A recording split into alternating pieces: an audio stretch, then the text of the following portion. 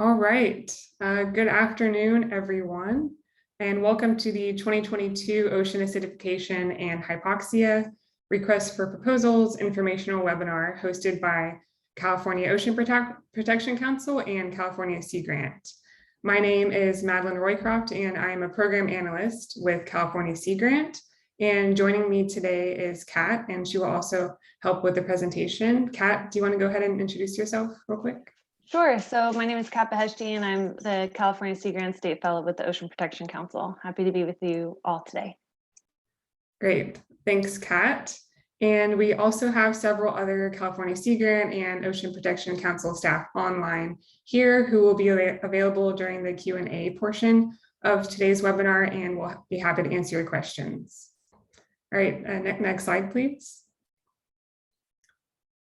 So I'll briefly cover some webinar guidelines. So all attendees will be muted during the presentation. So we ask that if you do have a question to please use the Q&A feature instead of the chat feature. And we also wanted to let everyone know that we are recording this presentation and that it will be available on the California Sea Grant RFP page after the webinar. Next slide. And we'd also like to note that all of the information on this webinar is accurate as of today, August 5th, 2021. And we encourage those of you who printed a hard copy of the RFP to just go ahead and periodically check our webpage to see if anything has changed, which we will highlight at the top of the RFP. And it's just always good to check the website to make sure that you have the most up-to-date information. Next slide. All right, so for today's webinar, we will go over the RFP in detail and talk about the application components that are unique to this call. And then we will take about the last half hour or the last half of the webinar to answer any questions that you may have. Next slide. All right, so jumping right into the award information, this RFP is focused on proposals for monitoring, research, and synthesis projects that will enhance our understanding of ocean acidification and hypoxia on biological vulnerability. We anticipate funding 2 to 7 projects with a maximum of $1 million per project, and projects can be up to 3 years in duration with an anticipated start date of February 1st, 2022. And something I wanted to highlight today is that the RFP was revised today, stating that no matching funds will be required. And we just also still want to encourage applicants to point out any related research and collaborations that would complement your proposal. And now I will turn it over to Kat to discuss eligibility and project focus areas. Great. Thanks, Madeline. We can do next slide, Nick. Thank you so much. Okay, so public agencies, nonprofit corporations, tribes and tribal governments, and private entities are all eligible for the solicitation, and projects must benefit the state of California. So OPC's funding for this solicitation is from Proposition 68 bond funds. And since these funds are provided by California taxpayers, California applicants will be highly prioritized.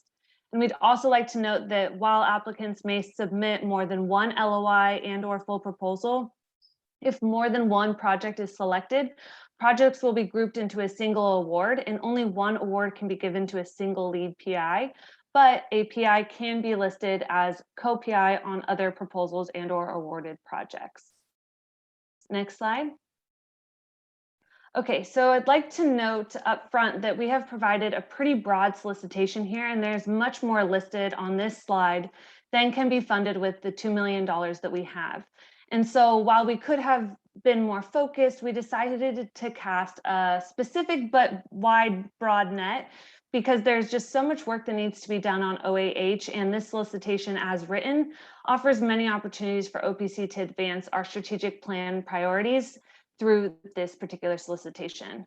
For all projects, the overarching component we are looking for is a connection to management and policy relevant information. So the most obvious way to address this is through advancing our understanding of species and ecosystems vulnerable to OAH and/or tracking and reporting of status and trends. And relatedly, we really don't want to have projects that are in silos. So projects should contribute to and complement previous and ongoing work in a way that advances collective information and understanding. And place-based projects, they'll be considered, but should connect to a regional perspective. And projects that connect regional to a West Coast-wide perspective are also encouraged. And so I'm going to now walk through each of these umbrella project types that we have shown here. So starting first with monitoring projects. As many of you probably know, at our June council meeting, the council approved funding for 5 long-term monitoring programs to pursue the recommendations developed by our OAH science panel. And this resource is actually linked in the solicitation on the Sea Grant webpage. And we see this competitive solicitation as an opportunity to further connect biological and chemical data by partnering or leveraging the data collected by these and other relevant monitoring programs, and by implementing the recommendations from both these monitoring reports that are, again, linked in the solicitation. And in reference to the second bullet, to improve OAH models as decision support tools, OPC has already invested pretty heavily in the development of OAH modeling capabilities, and we do not see the solicitation as an opportunity to continue investing in modeling efforts similar to those that have already received large investment from OPC.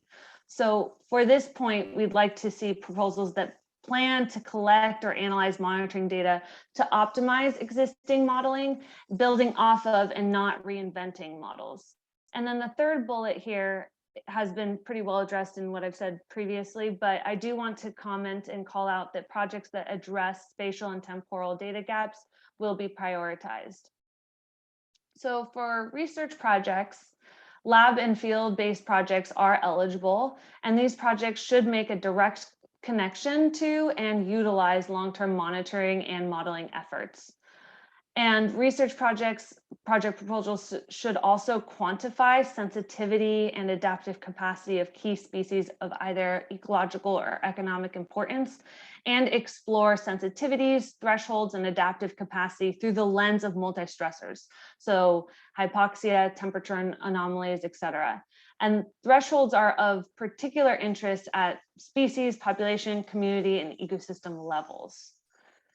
For the last group of projects included in the solicitation, which are our synthesis projects, we'd like these project proposals that seek to develop informational projects to be able to leverage existing data. And these projects should also be as comprehensive as possible, acknowledging that a product that includes all covariates and all response variables across the entire state is not likely possible, especially considering that we expect such projects to have an effective communication component.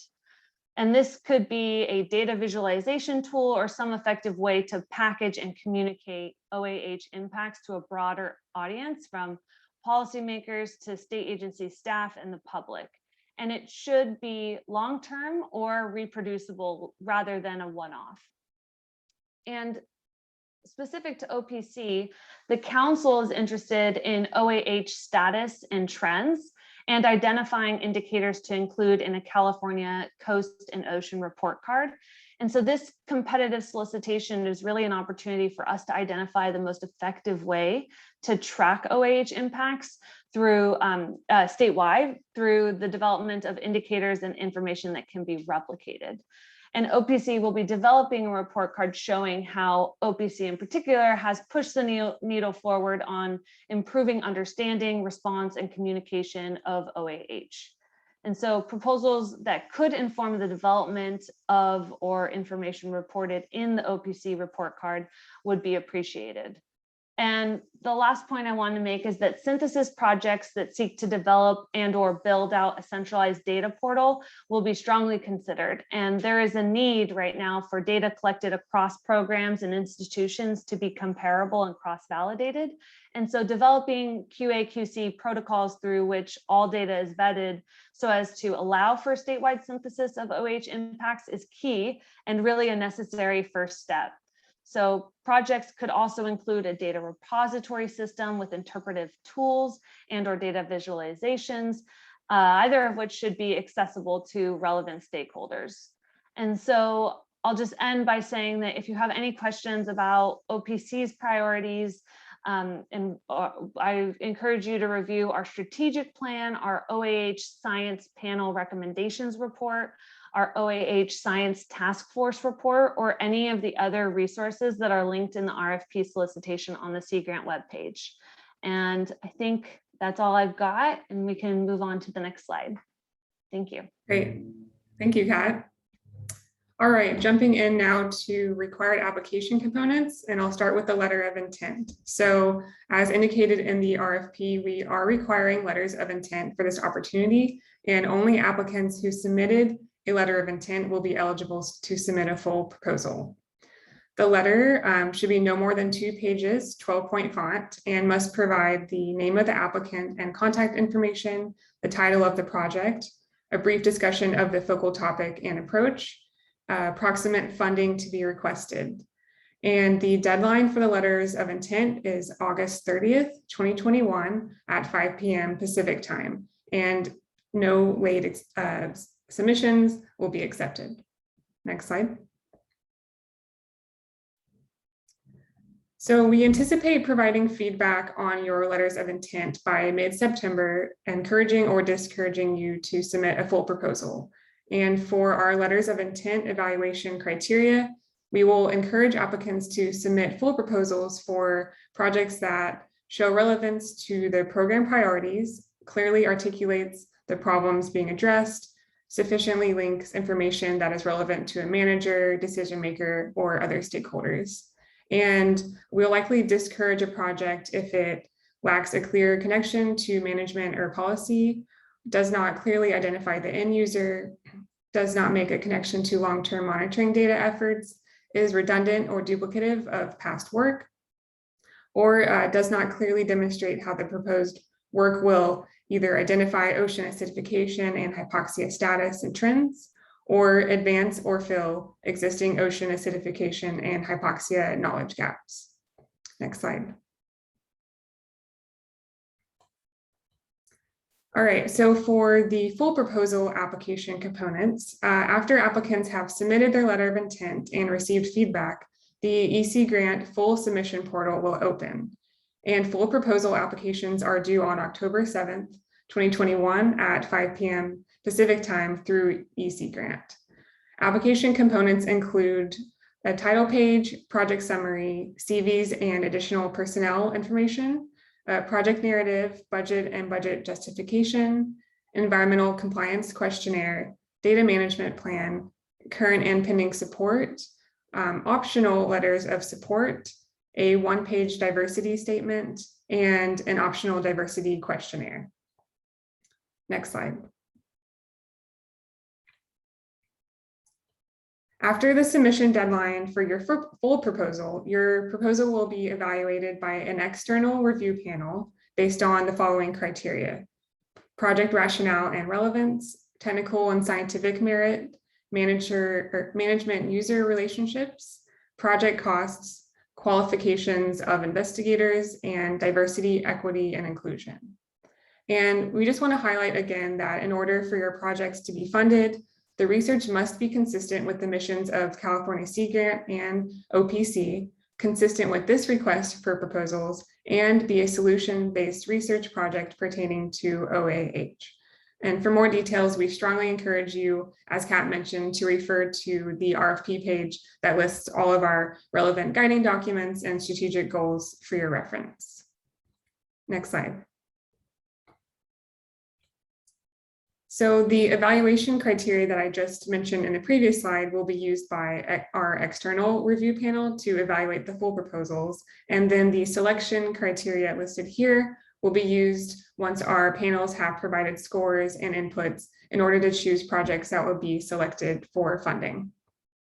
California Sea Grant and OPC shall award in the rank order unless the proposal is justified to be selected out of rank order based on one or more of the following factors: availability of funding, balance and distribution of funds, duplication of projects funded or considered for funding by California Sea Grant and OPC, program priorities and policy factors, the applicant's prior award performance, and partnerships with or participation of diverse groups, mentors, and underrepresented communities. Next slide. All right, so here is a snapshot of the RFP timeline. Most of these deadlines have been highlighted in the presentation, but I'll go over them in one more round here. So on August 30th, the letters of intent are due in EC grant. And then within approximately 2 weeks, the letters of intent responses will be sent to applicants. And then on October 7th, 2021, the full proposals will be due also in EC grant. And then we will review proposals between October and November of 2021. And then in late November, proposal applicants will be notified of recommendations. And those recommended projects will be brought to the December 7th council meeting for consideration of funding. And after that, we anticipate that the selected projects can begin on or after February 1st, 2022. Next slide. All right, so that concludes our presentation portion of the webinar. So now we would like to open it up for any questions that you may have. Please use the Q&A feature to submit your questions, and our team will do their best to answer them as they come in.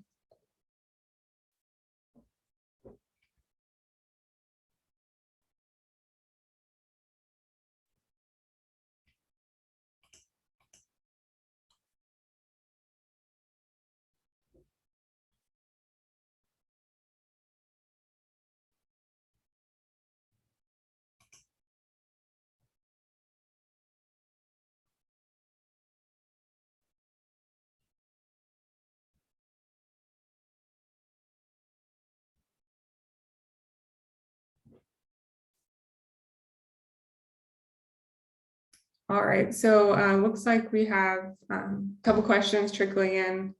So for the first question, could you explain in more detail what solution-based projects means and maybe give some examples? Kat or Justine, you want to tackle this one?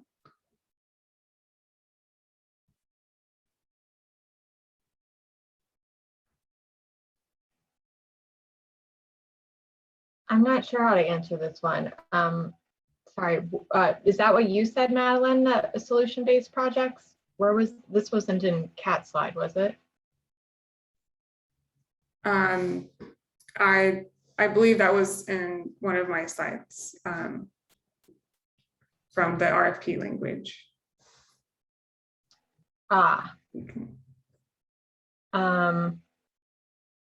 Well, I would say we're really more focused on the vulnerability thresholds and status and trends. So maybe solution-based project isn't the best language. So we could go look back and maybe revise that in the RFP to be a little bit more specific. Okay, thank you, Justine. I guess just like as an addition onto what Justine just said, I guess one way to interpret that question would be if a project proposal had a clear, strong nexus with water quality and water quality issues and improving water quality around discharge or sources or something like that related to OAH impacts. That could be, I guess, one way to interpret that question. So, yeah. Thank you, Kat. We do have a few questions coming in about whether this meeting was recorded or this webinar was recorded. And yes, it is recorded, and it will be, the link to the YouTube video will be put on the RFP page on the California Sea Grants website.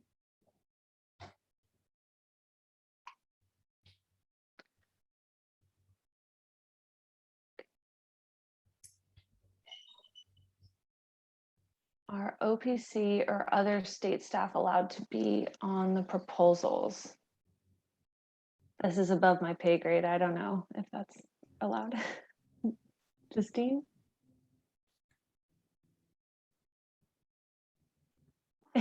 She's thinking. Sorry, I'm just trying to unmute myself.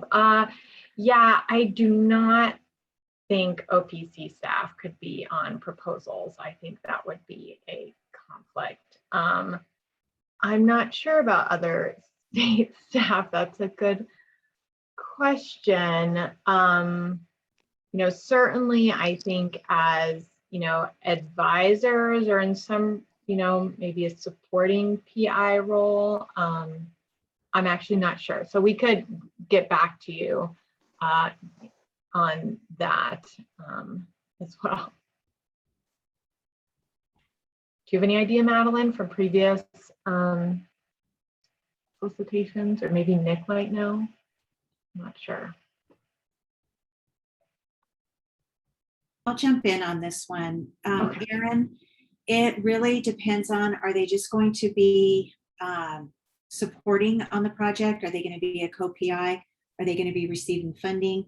If they're going to be the lead PI, they need to have the ability to receive an award from California Sea Grant / UCSD and be able to accept all the terms and conditions of it. So Erin, if you want to reach out to me, we can talk more about it and then I'll be able to answer your question. I just need some more detail. And hopefully that helps. Thank you, Rose.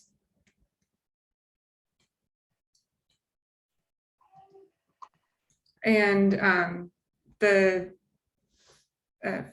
have another question come in.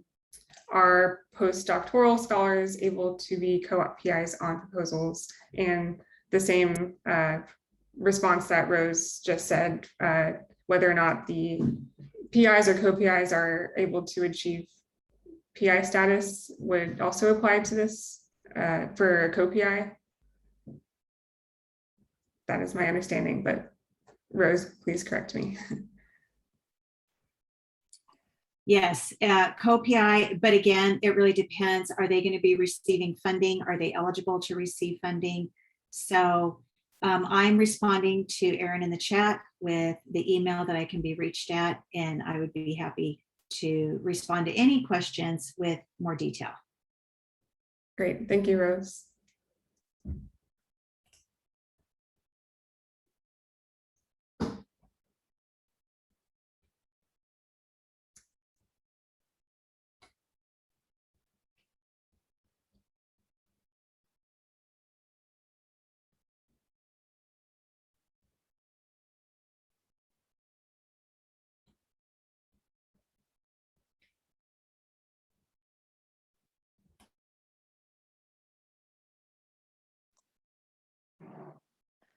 So we have another question. Would research on herbicide persistence in coastal waters and sediment under low O2 and pH conditions and effects of seagrasses be considered to be a good fit? So this is a pretty specific question. So I think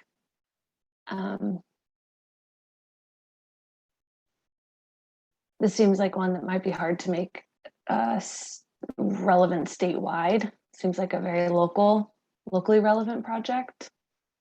But I mean, that's why we have a low LOI stage, right? Is to allow people to maybe not invest too much time and figure out whether or not it's well aligned with the goals of the RFP. Yeah, it always depends what pool of proposals we get, but it seems like from that very short description, it would be, it would be eligible and considered to be within the scope as that I'm understanding from that one sentence.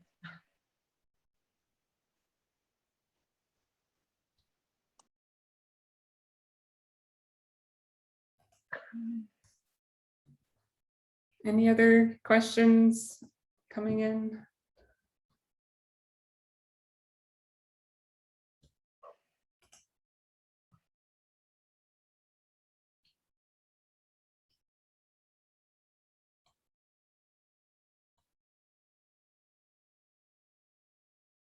We did have a question come in. Will proposals focused on estuarine environments be considered?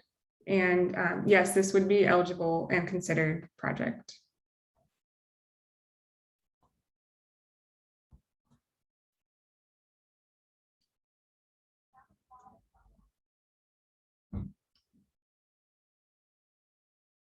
give it a few more minutes. The questions seem to be dying down a bit, but we'll hang tight for a couple more minutes and see if anyone has any lingering questions or if we didn't answer anything clearly before. And of course, our contact information is listed here. So feel free to email us if you have any burning questions after today's webinar.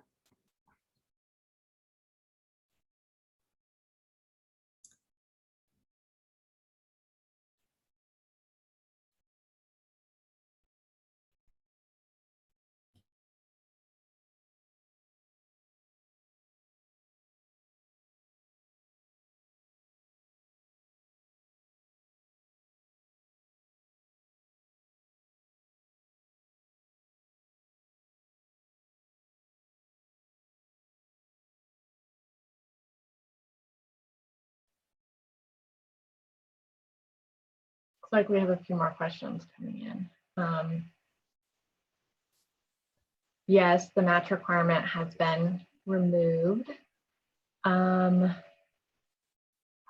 Because this is mainly being funded by Prop 68 bond funds, and that does not have a match requirement if you go back to the bill language.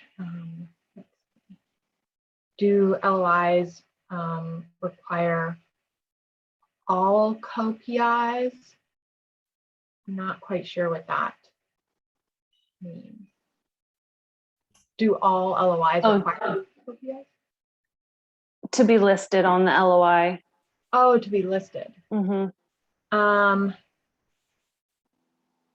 I think, okay, go ahead, Madeline. Yeah. Nick or Rose, correct me if I'm wrong, but I believe at this stage, do your best to list all potential co-PIs. I believe, we use the language anticipated affiliated personnel. So do your best to fill out all the potential co-PIs, and then, if that slightly changes during the full proposal stage, I imagine that sometimes happens. So just please reflect that in the full proposal stage. If anyone else has anything to add to that, please chime in. I concur with what you just said, Madeline.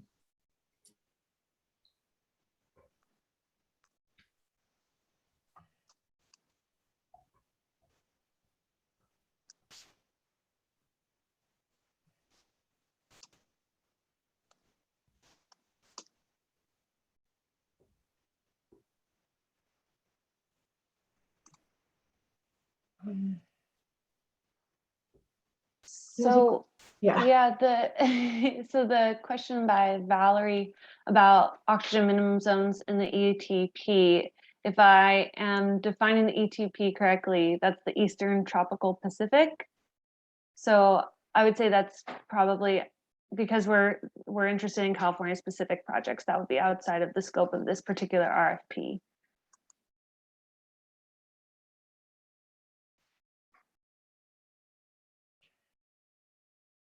And then there's a question about having a substantial amount of preliminary data.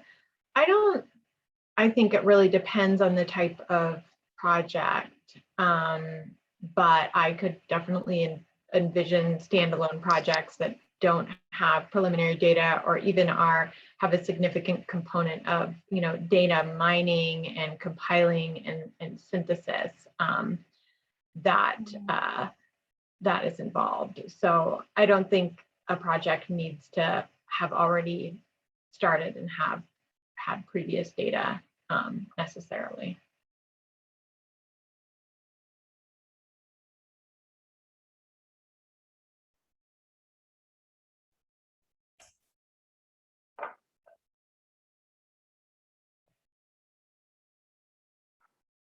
Is there an existing OPC data portal repository that exists? Yes and no. Yeah, yes and no. There is one currently, but it is just being used for MPA related data right now. We have had discussions that we could,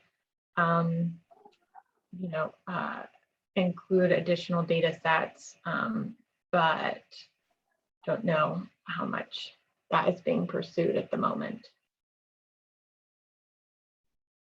I did find the solution-based piece. It's on the full proposal evaluation criteria. So this is like when talking about the criteria and the percentages, and there's specific language there about solution-based research projects. So I would agree with Kat in that I think solution-based there is meant as sort of a catch-all phrase to be like, you know, information management, policymaker relevant. So I think that's the perspective from that, rather than thinking about from the mitigation side of OAH, although Kat's point about water quality is definitely correct there as well.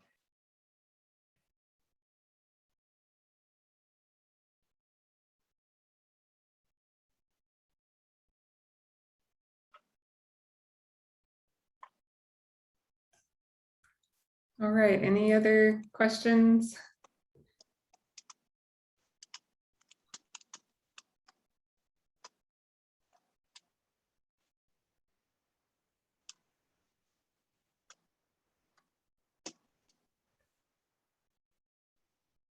Well, I'm not seeing any come in right now. And again, if you have any more questions, please send us an email. And also, as I mentioned earlier in the webinar, please check keep an eye out on the RFP webpage on the California Sea Grant website to check for any updates to the RFP, especially if you printed out the RFP earlier this week. And with that, thank you everyone so much for your interest in this exciting funding opportunity, and best of luck with your applications, and have a great rest of your day. Thank you. Everybody.